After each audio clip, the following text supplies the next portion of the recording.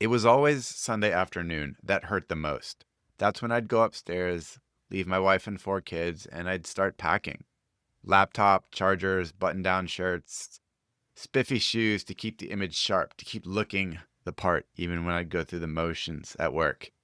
Early Monday morning, I'd be back at the airport or a train station, bleary-eyed, stomach tight, just apologizing to my family again in my mind. I'd tell them I'll just be gone 3 nights, maybe 2, but it became this sick routine, very predictable. Yeah, I was this successful consultant living the dream. It looked great on paper. It was paying the bills in amazing ways and stacking money in our bank account, all from the outside. Except it was eating me alive on the inside. At that point, that was a season that I couldn't name yet, but I felt it in my body, in my mood, in the way my eyes looked dull in the mirror as I stared back.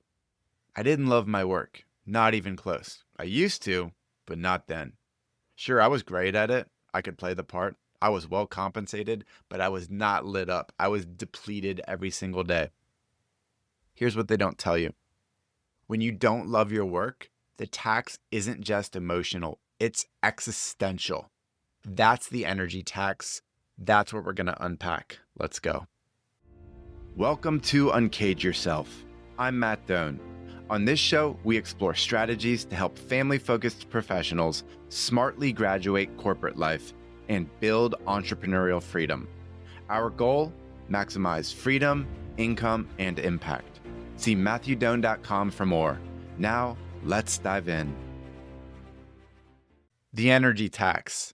It's the cost you quietly pay when your work no longer fits. It's the emotional toll of misalignment, the dull ache of putting in hours for something you don't believe in anymore. The way it seeps into your home, your energy, your life, your health, your sense of possibility, your relationships. The sinister part, it radiates outward. It doesn't just affect you, it hits everything. Your kids feel it. Your spouse absorbs it. Your colleagues notice it. It's embedded in your tone, your posture, your patterns. Again, you don't notice it, but everybody else feels it. It impacts how you show up at the dinner table, how you speak to the people you love, what your children start to believe about adulthood. That one really got me. Maybe, like me, it rips you apart to tell your kids that they can be anything while you're modeling this life of quiet resignation and just doing what you have to do, being the noble provider. Guess what they're going to pick up on? That being an adult sucks. That's what they're embedding in their heads. That's what they're going to end up doing. Do you want that for them? You do not. Now, if you're at a 3 out of 10 energy level, guess what the opportunities look like that come your way? They're going to reflect that. Crappy promotions at best. Flexibility is going to be taken away. Your perceived value in the market. Even clients, if you own your own business, will feel it. And they're going to hesitate. Because if you're depleted and you're forcing it and you're going through the motions, going against the alignment that you know you're seeking, everyone feels that. They see it. They're going to hesitate. They're not going to want to be around that. They're not going to trust it. Do you see where this plays out? Now, you can tell yourself, you can compartmentalize about, oh, the day job isn't so bad. Even though it affects me a lot, I compartmentalize it and I don't let my family see it. Bullshit. They see it. They feel it. They understand it. They get all of it. You can't run from it. You might try to rationalize it and say, this is just a season. But you look back and you ask, how many years has this season been playing out? You keep chasing promotions and say, oh, the next role will be better. One more rung on the ladder. You flirt with escape plans and, well, I can't stand this, so let me do the logical thing. I'll buy a franchise, or I'll pick up a rental property, or build a little side consulting gig. Here's the truth. I've seen it up front. I've felt it myself with all the clients I work with, the hundreds and hundreds of people I've talked to. You can't earn your way out of an energy tax. If you don't love what you do, you will pay a price. It is the most important shift you can make, is to love what you do. You can't earn your way out of an energy tax. You can only build your way out. You need to decide on a completely new trajectory towards something that you love. That's why the whole passive income fantasy doesn't work. You know it's my enemy. I call it out left and right. I've felt it. I've experienced it. So many hundreds and maybe thousands of people that I've spoken to will tell me how depleted it leaves them, how much it just defers freedom into the future for some promise, some things that are out of their control. It's just like a job. It's out of your control. You're dependent on an external system like real estate and markets and franchises, blah, blah, blah. Buying businesses, that doesn't help you. You don't care about those things. You're going to have to be responsible for more stuff you don't care about. Now, you can't get caught in the system of building things, investing in things that don't light you up. Outsourcing your soul to a spreadsheet is essentially what you're doing. And as I often talk about, corporate replication isn't the answer either. You can't think that, oh, people know me as 20 years doing XYZ in corporate. If I build it under my own business, then I'm going to be happy and free and energized. No. All of these plays are depleting your energy. You have to go through something deeper. You can't just spin up what you've done, just packaged as some fractional advisor role and say, I'm going to be free. This is going to be great. It's the same roles, the same identity, the same expectations that you're operating under. Most people, when they try to move towards some version of freedom outside of corporate, they end up in a bigger cage because now they lack corporate resources or safety nets. It's like this freak out position. I didn't like it before. I still don't like it now. And now I'm less safe. That's a crappy place to be. These moves don't work for people who crave a meaningful life. And the people I talk to, they want money, meaning, and freedom. If I were really to simplify it, money, meaning, and freedom, not 1, 2, or 3. It's 1, 2, and 3. You need all of those things. That's the trifecta we're after.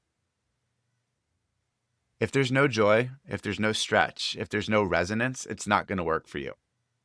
You just end up creating this new game, trying to break free of corporate, but you lose yourself in the process once again. Now, what's the alternative? It's not working less.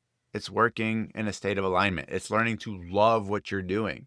It's finding that path. It's creating it out of nothing. To simplify it, let me give it language. I call it freedom flow. When you're in freedom flow, that's a state where you love your work, even when it's hard. I feel that every freaking day. Like, I can't wait to get up. Even when I got a crappy night's sleep for some reason, or I had a headache or something, I can't wait to get up and do the work the next day. I work harder than I ever have in my life, in my own business.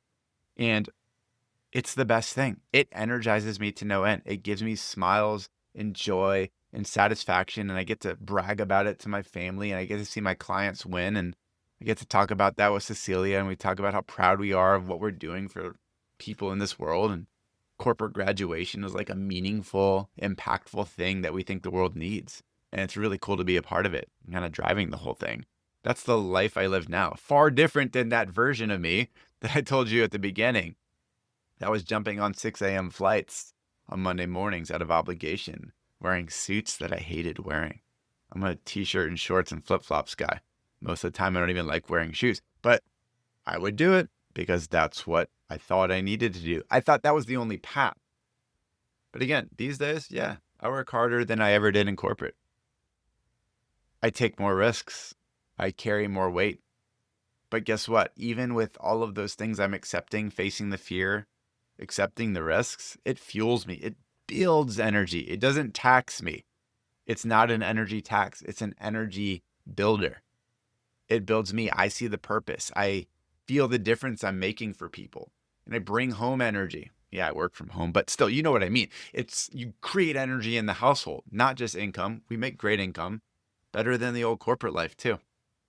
Now, this shift, it doesn't happen overnight. It starts by being very careful and downshifting what you already have right now. So let's say you're in a corporate job at this moment. You don't want to quit. You don't want to just quickly let go of that job and be drastic. But downshift. Like I did. I would decline calls I didn't need to be on. I would delete meetings that drained me. Things that taxed my energy, I would delete them and step away. I would opt out. I would do things like make myself scarce. I would be harder to reach. I'd reclaim my time, energy, and my belief. I'd only log on to email and Slack like twice a day. Because if I sat there on it all day, I was just like sitting in an open field taking bullets is what it felt like. It was awful. So I got to a point where I then knew I had to go beyond that. I had to make a different decision. I had to stop letting the energy tax play out.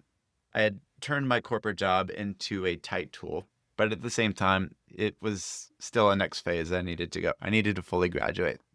And I eventually circled a date 6 months out on my calendar when I would officially resign. That single act gave me focus. It gave me urgency, a reason to build fast. I started obsessing over creating space, declining nearly everything in corporate life. I joined masterminds, I worked with coaches, I hired mentors, I ran dozens of experiments on what life beyond corporate would look like. It eventually led to this business, what I'm in right now, what I'm talking about. The category of corporate graduation came to life. I had to keep going because I had to start paying attention as I moved out of corporate to what felt good and what didn't, what felt right, what didn't, what gave energy, what drained, what was sustainable, what was energizing, what was me, what was not me. I needed to start understanding the signals. It's like this, not that, this, not that. And I knew that I had to intentionally break free and stop letting the energy tax take place and started getting into this freedom flow. I started compounding what I was doing. Because once you start moving towards the alignment and you start moving forward into the state of belief and confidence and meaning and autonomy and wins and client results and earning money, it all starts to compound. That's how you step away from the energy tax. You don't do it with one leap or a bunch of tiny money moves. You do it with consistent aligned action day after day. That's exactly what we guide people through in the corporate graduation lab too. It's a very subtle but life-altering place. It's a little workshop we run. So I'd encourage you, if you want to check it out, go to lab.corporategraduation.com. It's a compressed version of the transformation we run with clients. Those that are done accepting the energy tax and tolerating all that nonsense, and instead stepping into a journey, a business, a life design that feels right and aligned to them. We experience that, and I'd urge you, check it out, lab.corporategraduation.com. Because at the end of the day, you don't need a dashboard to measure your progress. You don't need certain figures in your bank account. You just need to look in the mirror. Because if you see a set of tired eyes, a very flat face, if you feel this flicker of dread, you're likely still paying that energy tax. But if you see fire, if you start to see curiosity, if you see someone who's becoming who they're meant to be, then you know you're in freedom flow. We want to go from the energy tax to freedom flow, doing things that get you towards where you want to be. Because that's your real metric. It's how you feel when you close the laptop, how your family experiences you, how your body responds to Monday mornings. So here's the question. Are you still paying the energy tax, or have you started moving into your flow? I hope you understand the difference. What is draining? What is energizing? Choose the things day by day, moment by moment that energize you, and you'll never look back. We'll take care. Chat soon. Thanks for listening to Uncage Yourself. Check out MatthewDoan.com to subscribe to the podcast and view our services and helpful resources.